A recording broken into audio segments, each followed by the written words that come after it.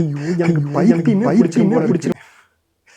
Sorry guys, mind வாய்ஸ்ன்னு சொல்லிட்டு வெளியே சொல்லிட்டேன். கைஸ் அந்த பிரச்சனை என்னென்னு இப்போ சொல்கிறேன் கேளுங்க. எனக்கு இருக்கிற பிரச்சனை என்னென்னா, இப்போ நான் பண்ணிகிட்டு இருக்கிற 100 days 100 வீடியோ சேலஞ்ச் தாங்க. அப்படின்னா 100 days சேலஞ்சை ஸ்கிப் பண்ணிட்டு போயிடலாமே அப்படின்னு தானே கேட்குறீங்க. அதுக்கான ஆன்சர் இந்த வீடியோ ஃபுல்லாக பார்த்தீங்கன்னா உங்களுக்கே தெரிஞ்சிடும். ஹலோ காய்ஸ், இன்றைக்கி 100 days 100 வீடியோ சேலஞ்சில் இன்றைக்கி டே 9.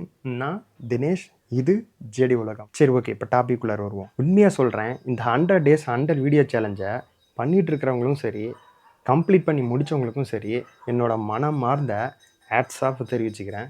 கைஸ் இப்போ நான் ஏன் அப்படி சொல்கிறேன்னா, இந்த 100 days வீடியோ சேலஞ்சு என்னை மென்டலி ரொம்பவுமே அஃபெக்ட் பண்ணிடுச்சுன்னு சொல்லலாம். புரியல, தெளிவாக சொல்கிறாருங்க.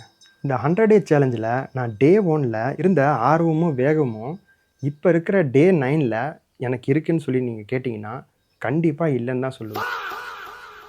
எதுக்காக இதை சொல்கிறேன்னா, இதில் நான் சந்தித்த ப்ராப்ளம் தாங்க. முதல்ல நல்ல கண்டென்ட்டாக யோசிக்கணும், அந்த கண்டென்ட்டை ஸ்கிரிப்டாக மாற்றி ரைட் பண்ணணும், ரைட் பண்ணது இல்லாமல் அதை நல்லா மக்கப் பண்ணி வீடியோவில் நல்லா பேசணும், பேசின வீடியோவை நல்லபடியாக எடிட் பண்ணணும், எடிட் பண்ண வீடியோவுக்கு நல்லா தம்ப்லைன் கொடுக்கணும், தம்ப்லைன் கொடுத்தது மட்டும் இல்லாமல் நல்லா டைட்டில் ரெடி பண்ணணும், டிஸ்கிரிப்ஷன் ரெடி பண்ணணும், டேக்லைன் ரெடி பண்ணணும். இவ்வளோதானா அப்படின்னா கிடையாது, இதுக்கு மேலேயும் ஒரு ப்ராப்ளம் இருக்குது. அதை சொல்கிறேன் கேளுங்க.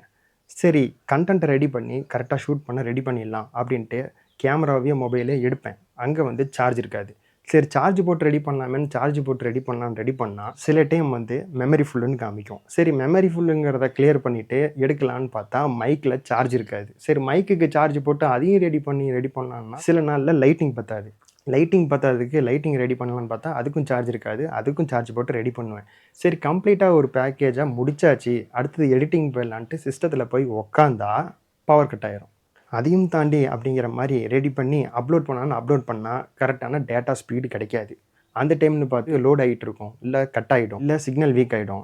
இந்த மாதிரி பல இஷ்யூ இருக்குது கைஸ். இது மட்டும் கிடையாது. எனக்கு இப்போ நான் கமிட்மெண்ட்டில் இருக்கேன், நான் ஒரு ஒர்க்குக்கு போயிட்டுருக்கேன். போயிட்டு மீதி இருக்கிற டைமில் தான் அந்த விஷயத்தை பண்ணுறேன். அதுக்காக எனக்கான தூக்கத்தை நான் இழந்துட்டேன்.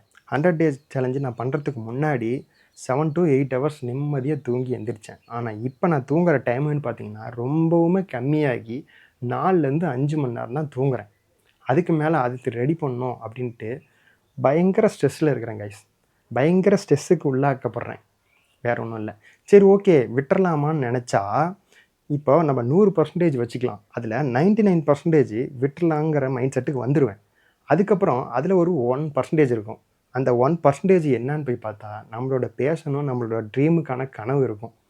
அது ஒன்று வரும்போது அந்த 1% அப்படியே 100% ஆகி மறுபடியும் டே 1க்கு மாறி இப்போ வரைக்கும் மறுபடியும் டே 1 சொல்லிட்டு மூவ் ஆன் பண்ணிகிட்ருக்கேன். இது பார்த்தீங்கன்னா டே 9 தான். இன்னும் டே 100 இருக்குது. இருந்தாலும் என்னால் கான்ஃபிடென்ட்டாக அதை கம்ப்ளீட் பண்ண முடியும்னு ஒரு தைரியமும் நம்பிக்கையும் இருக்குது கைஸ். இந்த வீடியோவை நான் மெயினாக மேக் பண்ணதுக்கான காரணம் என்னென்னா, நிறைய பேருக்கு இந்த விஷயம் தெரியாது. ஈஸியாக கண்டென்ட் எடிட் பண்ணிட்டு ரெடி பண்ணிட்டு போயிடலாம் அப்படின்னு நிறைய பேர் நினைப்பாங்க. ஆனால் அதில் இருக்கிற பிரச்சனையும் வலியும் அந்த விஷயம் பண்ணால் மட்டும்தான் தெரியும். அதை நான் பண்ணதுனால அதை ஒரு வீடியோவை கண்டென்ட்டாக ரெடி பண்ணி உங்களுக்காக போட்டிருக்கேன். இந்த வீடியோ மெயினாக நான் டெடிகேட் பண்ணுறது யாருக்காகனா, ஒவ்வொருத்தரும் தன்னோட பேஷனுக்காகவும் ட்ரீமுக்காகவும் ஏங்கிக்கிட்டு அடுத்த லெவலுக்கு போக மாட்டோமான்னு நினச்சிட்டு ஸ்டெப் பை ஸ்டெப்பாக எடுத்து அடுத்த லெவலுக்கு கொண்டு போயிட்டுருக்காங்க பார்த்தீங்களா, அவங்களுக்கு எல்லாத்துக்கும் இந்த வீடியோ வந்து நான் டெடிகேட் பண்ணுறேன். 2வது, இந்த வீடியோ பார்த்துட்ருக்க உங்களுக்கு இது ஏன் நான் சொல்கிறேன்னா, இந்த வீடியோ கண்டிப்பாக உங்களுக்கு பிடிச்சிருந்த காரணத்தினால மட்டும்தான் இந்த வீடியோ பார்த்துருப்பீங்க. அதனால் உங்களுக்கும் டெடிகேட் பண்ணுறேன். அவ்வளோதான் கைஸ், டே 10ல் பார்ப்போம். Bye guys.